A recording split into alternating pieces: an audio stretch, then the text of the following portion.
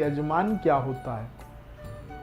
Facebook पर सब जगह पर आ रहा है कि कथा जो हो रही है 1 तारीख को, इसके यजमान बनने के लिए संपर्क करिए। देखिए, यजमान का साधारण सा अर्थ है आयोजक, कथा के आयोजक।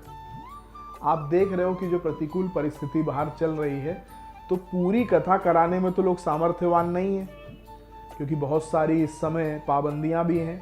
उसको देखते हुए कि यजमान लोग घर बैठे बन जाएं, समर्थ सद्गुरु श्री साईनाथ महाराज की अनुकंपा से, उनके आशीर्वाद से, उनकी आज्ञा से, तो उनकी आज्ञा स्वरूप ये 1 तारीख को जो कथा हो रही है, इसमें आप घर बैठे यजमान बन सकते हो। देखिए, कथा का जो संपूर्ण फल है वो यजमान को मिलता है। ये हमारे यहाँ सनातन सभ्यता में व्यासपीठ पर जो संत बैठते हैं, वो कथा के पूर्व में और कथा के विश्राम में यजमान जो होते हैं उनके और उनके परिवार के लिए प्रार्थना करते हैं कि आज की जो ये कथा है, इसका फल यजमान को प्राप्त हो। तो इस ज्वलंत सत्य को देखते हुए आप चाहे यहाँ आकर के यजमान स्वरूप कथा में विराजें, या घर बैठ करके आप जो भी प्रावधान है, जो भी नियम है, उसके लिए आप ये नंबर्स नीचे आ रहे हैं उस पर संपर्क कर सकते हैं।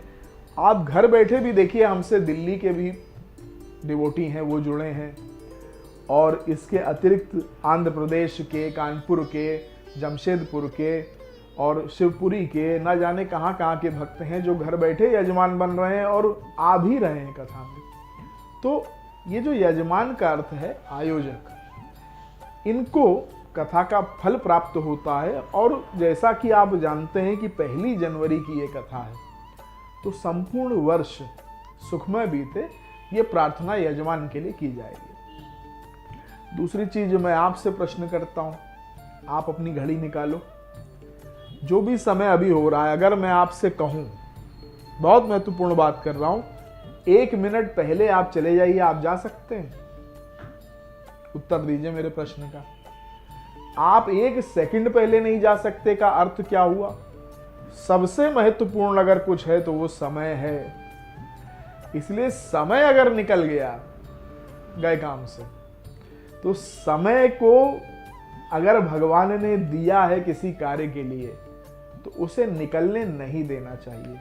मैंने आपको 2 तारीख बोली, मैंने आपको 1 तारीख बताई जो 1 तारीख है नववर्ष की, और मैंने आपको 7 तारीख बताई।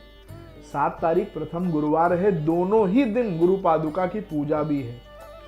अभी मैंने आपको क्या बताया कि गुरु पादुका की पूजा करने वाले को भगवान श्रीपति ही बना देते हैं, ऐसी गुरु पादुका की महिमा है। तो ये गुरु पादुका की पूजा 1 को भी होगी, 7 को भी होगी।